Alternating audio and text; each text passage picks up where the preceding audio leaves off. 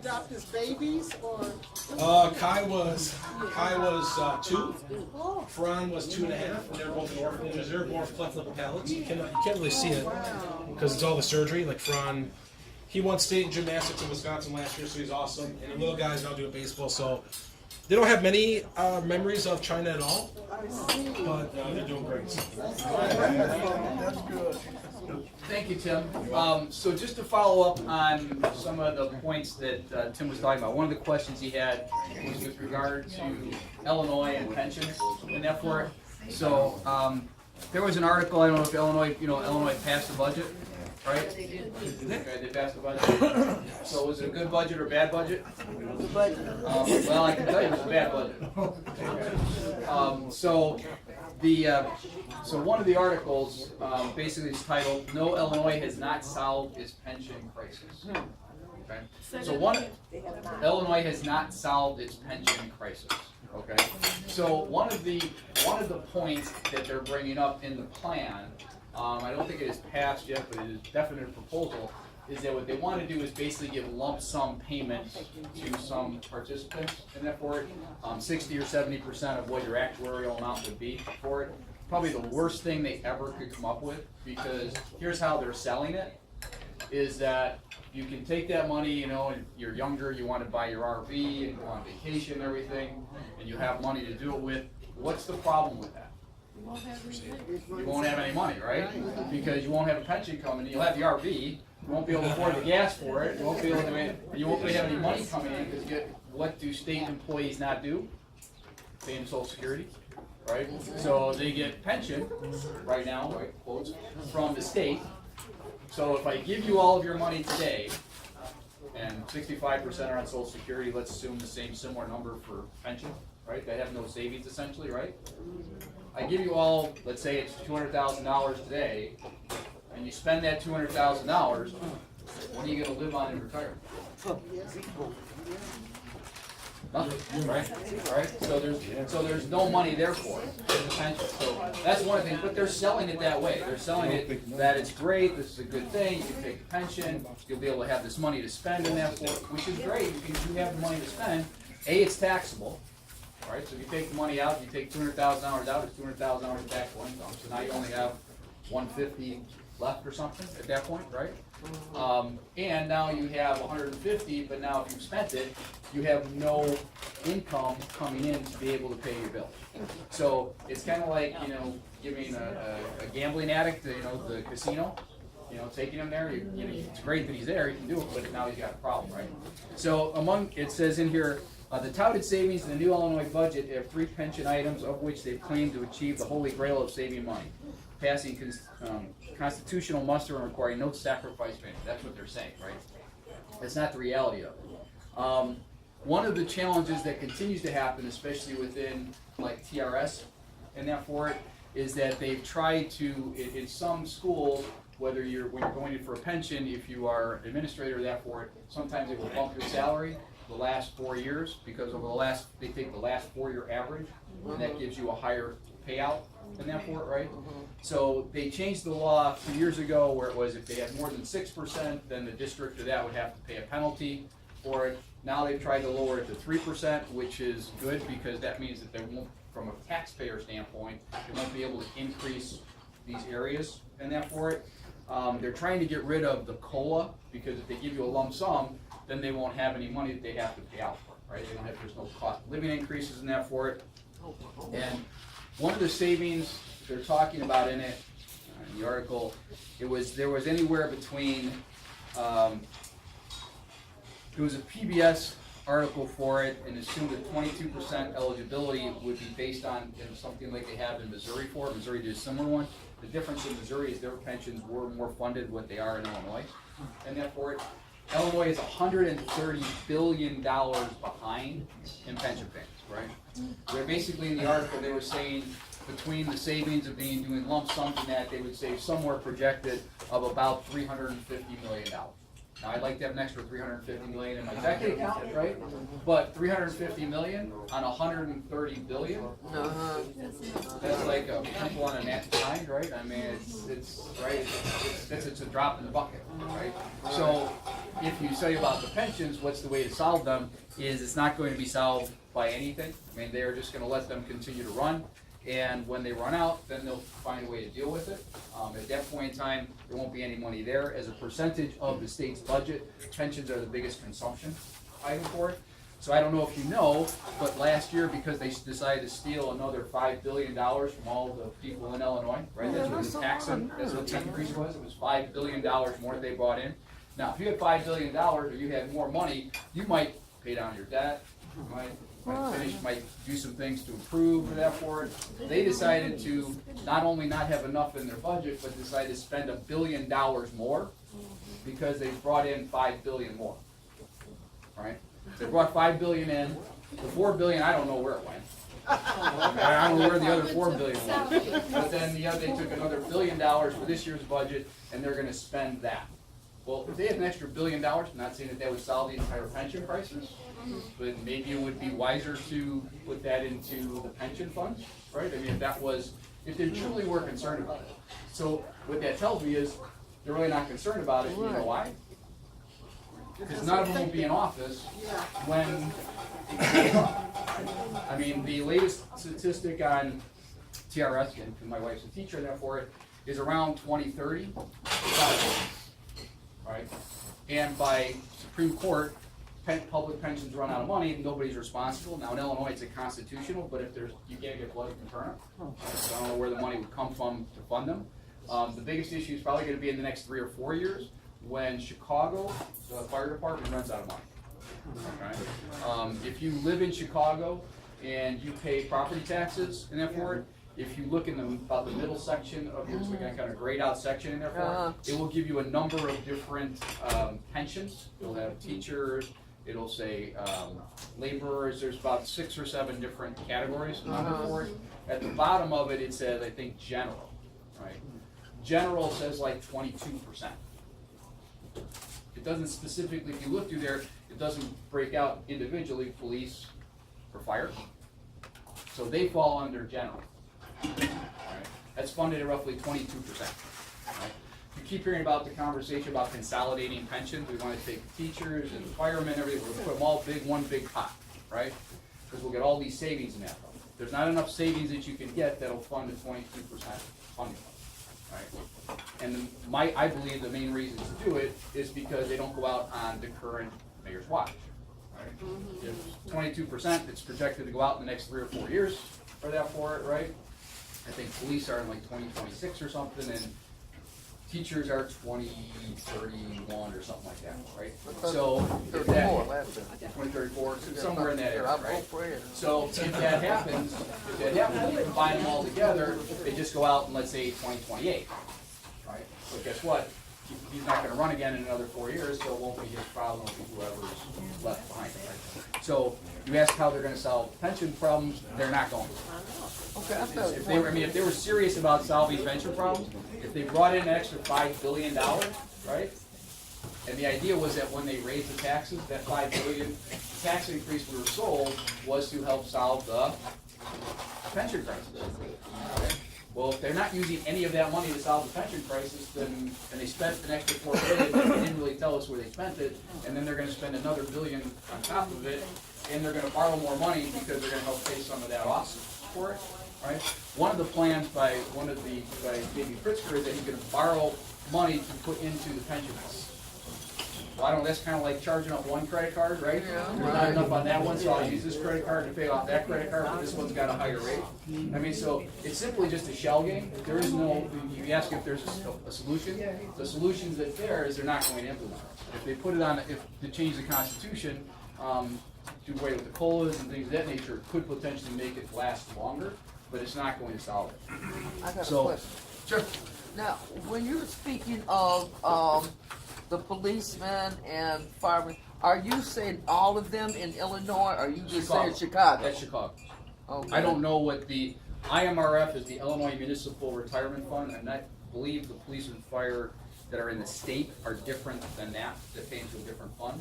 IMRF is the only fund, as I'm aware of, in Illinois that is actually fully funded.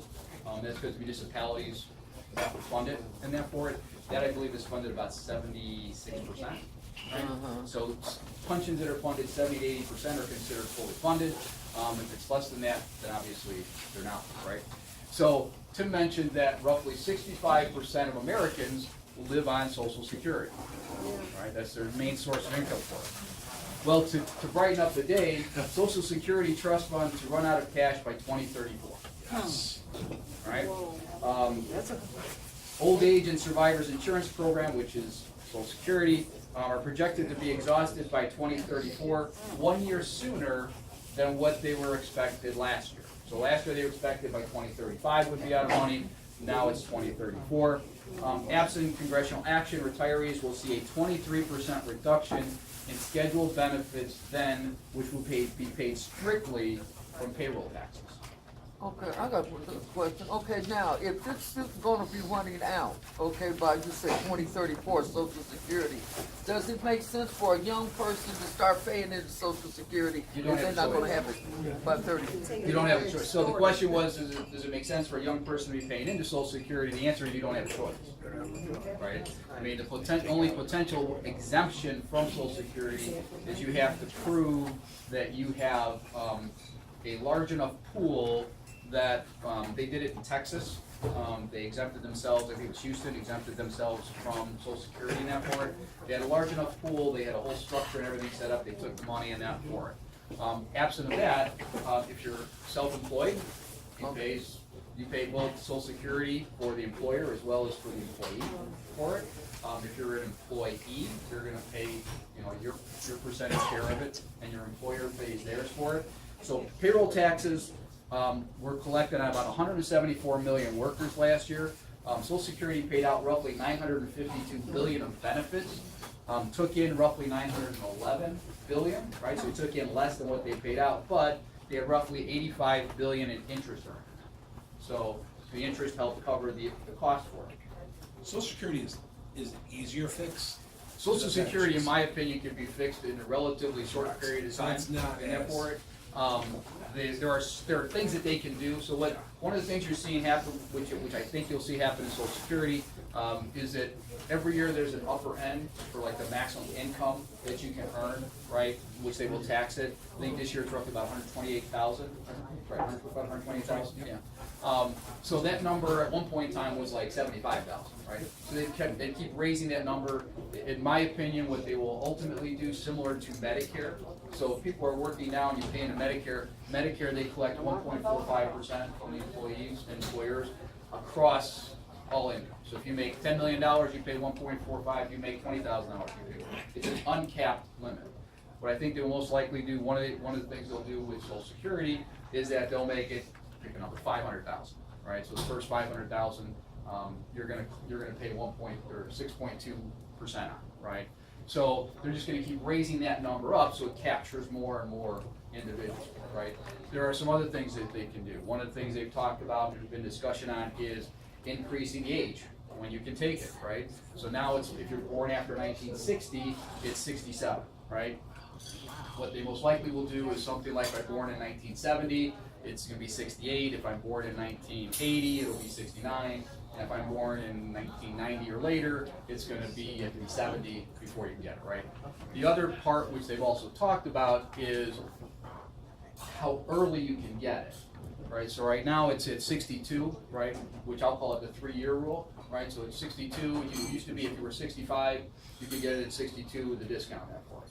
What I think ultimately they will do is they'll increase that age, right? So now if you can get it at 67, you can't get it until you're 64, let's say, right? At whatever the discount will be on it. And two things will happen. First, some people won't make it to 64, right? So you can kind of call the herd, so to speak, at that point, right? Now you've got, when you look at a payout factor, if life expectancy is based to, right now for males, 85, the payout term turns to be about the same, right? It's a 20-year payout. So life expectancies are continuing to increase. There's a good chance that married couple 65 today, one of the two will live to be well into their 90s. Okay, and there's I think a 12 or 13% chance that both of them will live to be in the 90s. Right? So my aunt and uncle, my uncle's going to turn 96 this year, and my aunt will be 95. And they don't look like they were slowing down at all. So, so it's just a situation for it. One of the article talks about in order for Social Security to remain solvent over the next 75-year projection, payroll taxes will need to be increased by 2.78 percentage points, not percentage points, which would mean roughly 15.18% of income, which divided by 2 because half is paid by the employer and that for it. Or a permanent 17% reduction in benefits would have to be applied. The 17% reduction, if they were going to do it, I would see them probably doing it to people who are born after 1960, right? Automatically cut those benefits back for it. They won't do probably people before that because they're right at the retirement age, and they're definitely not going to do it for people who are in retirement, right? So that's the good news on Social Security. Those of you on Medicare, right? So Medicare is projected by 2026 to be out of money in that for it. What I think you're probably going to see on Medicare is that you're going to see a situation where on Medicare what they will do is start to, they cannot increase your payments by, there's a hold harmless provision as part of Medicare, but they can't increase your Medicare premiums more than what they increase your Social Security. So those of you who had a Social Security increase this year of roughly 2%, I think it was, actually on your, when you actually got, after they took the money from Medicare for it, you actually saw about maybe $5, I think, because the average was $3 to $5 that you actually saw an increase in your Social Security check. And what happens to that $3 or $5? What happens to it? That increase? It's taxed, right? So you At don't the federal level, if you make more than $32.5 as a couple, so now you're looking at, you had $3, maybe you ended up with $1.50. You know? So maybe you can get a cup of coffee. I have a question. Yes. Now, why is the United States so resistant to socialized medicine, which could take care of the Medicare That's question? exactly, Medicare is socialized medicine, right? Oh, it is? And Medicare is broke. So that answers your question with regard why socialized medicine does not work, right? It only works for, it's a pyramid scheme. At some point in time, at the end, somebody's got to end up paying for it, and somebody's caught holding the bag, right? So what you're probably going to see on Medicare happen is there are income levels. If you make more, a single filer making more than 85,000, married couple filing joint more than 170, then you get into a situation where you have to pay a penalty tax, right? I think what they will probably do is do one of two things. They will lower those numbers, right? So since they can't increase Medicare premiums, what's one way to get more money? Well, we change the income limitations, right? So if they move the income limitations from, let's say, 85,000 as a single filer to, let's say, 65. I'm just picking numbers, I have no idea, right? Well, if I look at the numbers and I run the taxes, and look at the IRS reports, I can tell you how many more people are in that pool, right? If I can tell you how many more people are in that pool, then guess what? I won't charge you $50 more, I'll charge you $25, right? So it's a way for them to increase potential premiums without increasing premiums, because it's a penalty because you're a high income earner and made too much money, right? So that's what I see them doing short term to be able to do it. They've already changed it from an income limitation, that there is no income limitation on paying in for Medicare, right? You pay 1.45% if you make $10,000 or if you make $1 million, Okay. right? So it's 1.45% across the whole board, right? So high income earners are paying more, and proportionally high income earners do not get the benefits that potentially lower income earners do. Okay, well, what I don't understand is this, I don't get Medicare, okay? I don't get Medicare, I pay for my Medicare out of my pocket, okay? Because I didn't get Social Security, teachers didn't pay into when I was coming up, started working. Okay, so now, if, what happens with people who have these quarters? I mean, they don't have to, Well, 40 quarters with which to qualify right. for So Social when you're Security saying the pay. premium goes up, I mean, what? I don't say they're not paying in. I mean, like Well, I'm you are. paying. I'm actually Well, if paying you're out of my working, check. so there's two parts to Medicare. I think everybody's aware, right? Medicare Part A, Medicare Part B. You pay into Medicare Part A, so everybody says there's no premium for Medicare Part A once you turn 65. Well, that's kind of true, but when you pay each pay period, when they take your taxes on that for it, and you see the line that says Medicare on there for it, where did that money go? It went to fund, theoretically, your Medicare Part A. So you paid for your Medicare Part A for the I don't know, 10, 20, 30, 40 years that you were working, right? So you paid for Medicare Part A. Medicare Part B is the part that, you know, they can't raise more than what the COLA is for it, right? So on the Medicare Part B, if you're coming in, if you're just starting in Medicare, what they will do is they will increase it. So last year they kept it the same, stayed at 134 for 2018 for it. For 2019, my estimation is, if they're saying it's out of business by 2026, is that newcomers into Medicare will come in at 150, right? So now, if 150 is, let's say, the number where the insurance cost should be at, but I can only charge people 134 for it, there's a $16 difference there each month, right, for everybody that's on it. So how do I recover, so to speak, that $16? Right? How do you do it? Well, if you change these penalty restrictions, right? Nobody ever talks about it. You don't ever hear about it. It's not talked about in the news or anything for it. We've talked about it a little bit here, but you never see it. But that's what's important, because they can change those numbers at any point in time. And remember, at one point in time, Social Security was never taxed. That's the federal level. Now, if you're a single filer, more than 25,000, depending how your income proportionate's out for it, or a married couple filing joint at 32.5, there's income there, right? So there are changes that they can change these tax areas at any point in time that they want, right? So these are things that you don't hear about until they actually start hitting your pay period, right? And so they talk about 65% of the people receiving Social Security, they're also paying into Medicare. What is one of the biggest costs or expenses in retirement? It's your health care, right? Right? So there are two mandatory expenses if you own property when you retire. Come January 1st every year that you're going to have, right? January 1st every year you're going to have your property taxes, right? And they are going to be, depending on where you live, whatever your property taxes are, anywhere from, I don't know, $3,000 to $20,000 or more, right? That's cost. It's fixed. It's going to be there no matter what. The other one is going to be your health care, right? It's your Medicare Part B. It's your Medicare Supplement. It's your Medicare Part D, right? It's your co-pays. Just for the insurance cost for that for a married couple, that's about anywhere $8,000 to $10,000 a year. So if your property taxes are $5,000 and you've got a health insurance bill basically of, let's call it $10,000 a year, right? That's $15,000 that you've got to come up with throughout the course of the year, no matter what. That doesn't include paying gas, heating, insurance, getting your hair cut, nothing else, right? Doesn't include anything. Merv's got that covered, right? It's an easy way to do it, right? So if you think about it, those are fixed costs that you have every year, no matter what. So if they're talking about in 2034, a 25% reduction, basically, in income at that point, and 65% of the people that's their only retirement source of income at that point, right? And they're going to take a 25% hit. Those fixed costs aren't going away. Right? City of Chicago says if your Social Security drops by 25%, are they going to reduce your property taxes? No. Probably not, right? Probably. Is your health insurance going to go down? No. You know? So, well, what it means is that when you have other assets, it's a matter of looking at how are you going to take those assets to make sure that they are doing what you need to have done on a long-term basis, kind of like Tim was talking about, right?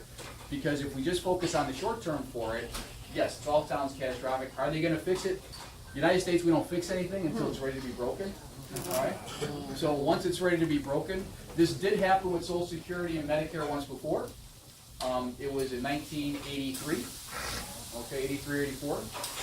That's when they raised Social Security taxes and Medicare taxes on it, right? So that was, and at that point in time, I think Social Security only had like 3 or 4 years before it was going to be basically out of business at that point. And that's when they put in the ages for 67. That's when they changed it from being 65 to 66, and 66 in 2 months, 4 months, 6 months, 8 months, and then 67, right? Those are some of the changes along with the increases in payroll taxes and that for it.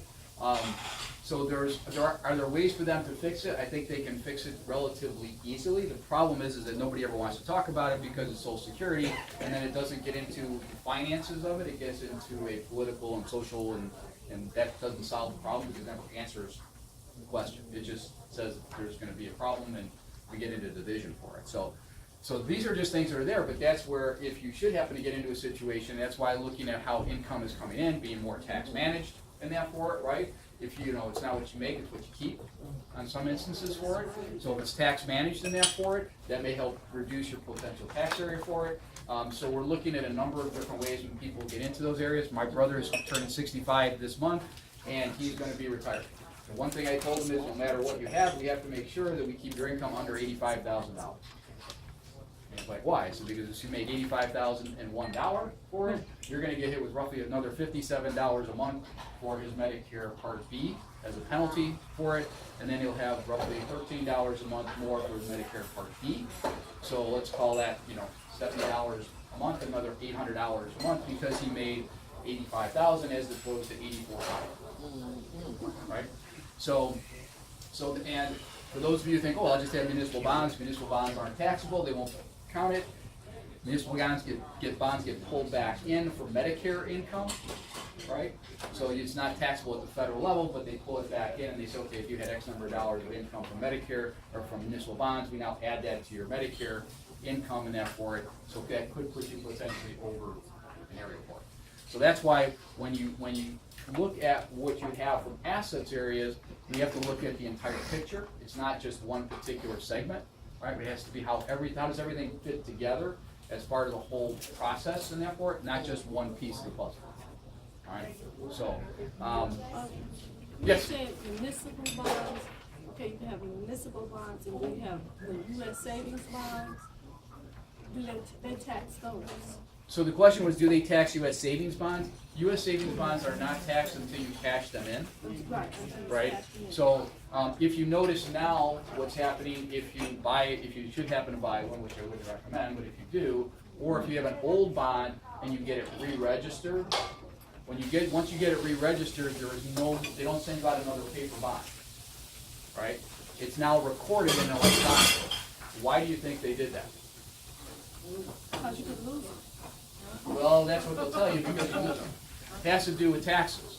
What happens once those bonds hit their 30-year mark? They no longer pay any interest, right? What happens when a bond matures? In the typical world, bond matures for its par value. You pay taxes on the interest all along with it, right? Well, guess what? You never pay any taxes on any of this money, right? After 30 years, it's going to mature. So if it's on an electronic setup, what do you think you're going to get? You're going to get a 1099 in the cash, right? Because it comes out, they're going to pay it, they know that it matured. Right now, you can control it. If you have a paper bond and it's after 30 years, you want to continue to give the government an interest-free loan, guess what? You don't have to cash it in, right? There's nobody at your door saying, we know you have this bond, you need to cash it in. You can say, well, I'll cash some this year, I'll cash some next year, and the year after, so my taxes are spread out over 2, 3, 4, 5, 10 years, however you want to do it, right? But if you bought a bunch of them, let's say in 1980, and now you're past the 30-year mark and you re-registered them because somebody passed or something, guess what they're going to do? Those bonds are no longer in their period, right? They're going to cash it out. When they cash it out, all the interest that you've accumulated over the 30-year period is now going to be what? Taxable, right? And once it's taxable, you're going to get two things. You'll get the check, and you'll get a 1099, and now you're going to add that 1099 to your taxable income. Right? So the way it was sold or told was that it's a better way to keep track of them. We don't have to worry about them being lost. If there's a beneficiary on there, we'll be able to track it. We can do it it's all electronic. We don't have to worry about it. Which is all true. I'm not saying that it's not. But ultimately, maybe I'm cynical because I'm from Illinois, I look at it and say, okay, what's the real reason? And my uncle always told me, follow the money trail, right? And if it leads to the fact that if I have, $10,000 worth of these bonds and I paid $5,000 for them, and now they're worth $15,000 because I held them for the 30 years, and I get $10,000 of taxable income, wouldn't they like to get taxes? Yeah. to associate with savings bonds. Let's say you accumulated $10,000. And if I use that for, let's say, my grandson's education, do I have to pay tax? So the question is, on the double E bonds, if they're used for education, the answer is no, as long as they're issued after 1989. Right?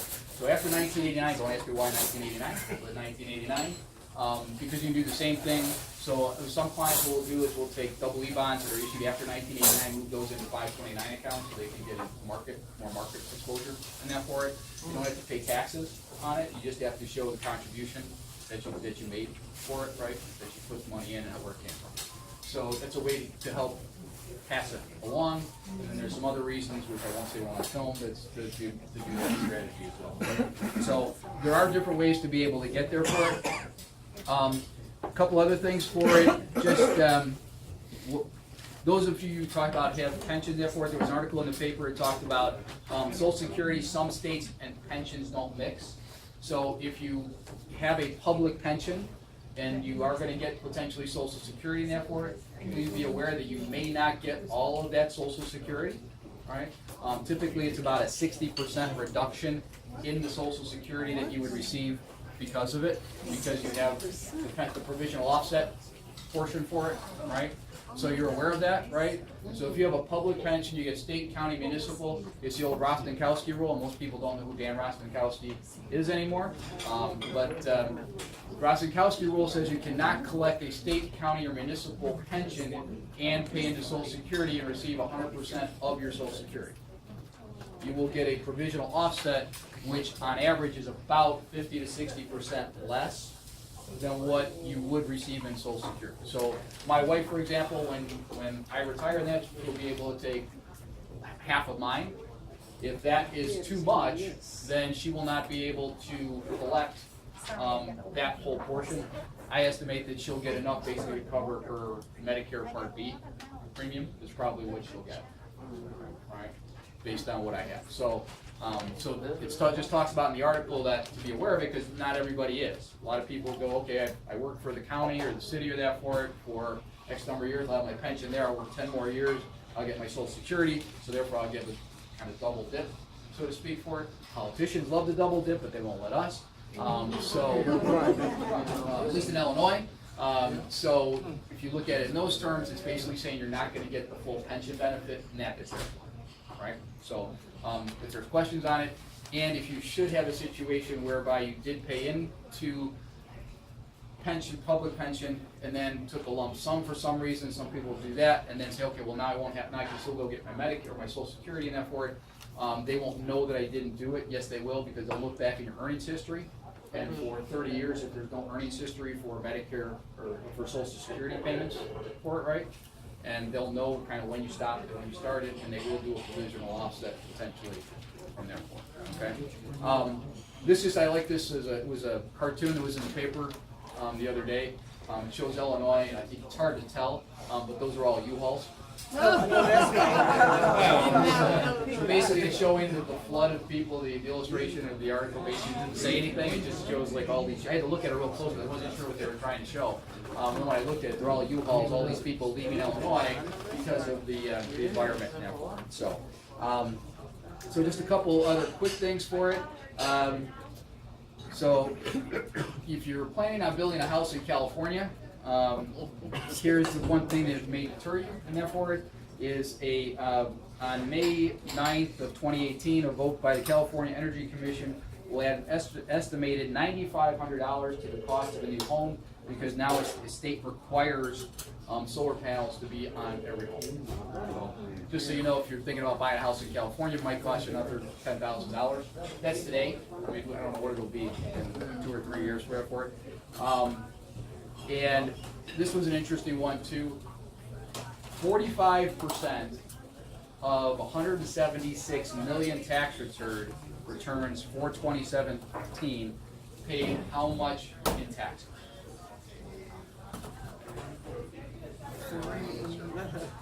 Paid zero. What? So that means that 55% of all the tax returns paid all the taxes, federal income taxes, for 2017. So 45% paid nothing. How do I And get there's to a be one of those 45? Well, actually, given the new economic, given the new tax policy, a family of four that makes less than $50,000 in that for it will have no income tax. A family of four can't live on $50,000. That's why. But that's paid zero income tax. You also pay no income tax. So that potentially could be more, so. So any questions? Poverty stricken in order to pay So, taxes. if you're a client, we talked about this a little bit before, there is a way for you to be able to link up all of your accounts if you would want to be able to have your checking account, savings account, IRAs that may not be held with us and that for it. There's an ability to link everything together. So kind of a one-stop, you can't pay bills or anything off of it. It does give you the ability to at least have one repository where you can find everything. If you're interested in it, I do have a sheet that kind of walks through on how to be able to log in and that for it. It sends the information to me and then I approve it, and then it basically, what you do is basically go online, you log in, and it'll ask for your login for, let's say, Bank of America and that for it. You put in your login for Bank of America, it'll pull in the information from Bank of America now in one spot. You can pull it up and it'll show you, let's say, what your checking account balance is, all the values and everything right there for it. So it gives you a way to be able to keep track of it. Works very well for keeping it. I have it set up on it on my own. Keeps track of everything. I can see all my kids' accounts, what's going on, whether they know it or not. I'm still on all their accounts, but they don't know that. So it does give you a way to be able to do it. It also, if it's a way, if you happen to be managing anybody else's finances for that for it, it does give you a way to be able to have their information on one location for it. So one of the big questions that will happen sometimes when someone passes that for it, I'll get the call that says, hey, I know you handle mom or dad or aunt and uncle's information and their finances and that for it. Do you know of anything else they have? And I can usually say, well, I know that they have, let's say, a checking account for that for it because we have it linked up. But other than that, I may not know what they have for it. Does also allow you in some instances to have life insurance linked to it, right? So one of the big areas on life insurance, that there are literally millions of dollars of unpaid life insurance every year because people don't know that it's out there. One time I had it happen, I actually called the state of Illinois Department of Insurance. I said, hey, is there a repository where I can check to see if this client had any life insurance for it? And they said, yes, you can. There's about 650 vendors that sell life insurance in the state of Illinois. You can call all of them and see if you check with them. Can't you check through their social security number? There's no way to check. There's no way right now to check on a life insurance policy. I mean, other than if somebody had a life insurance policy they bought, when their parents bought with them when they were first born and that for it, and that policy is lost and never had been paid because it's been paid up and everything for it, and you don't know anything about it because you've moved 3 times and the company is now stopped sending letters out because you moved 3 times and their letters aren't getting to you. Well, unless somebody else knows about that policy and that for it, then the life insurance company is not going to seek out individuals to say, hey, are you still alive? Do you want to check you out? So this does give a way to potentially be able to link those up and those policies as well. So you can say, okay, it's a repository. Everything's kind of in one spot. You can see it and that works. So if you'd like one, I'll give you a sheet before you leave it. Any questions? Thank you very much. Now next month is July, so we don't have a breakfast next month in that for it, but we will start up again in August. So, thank you much, everybody.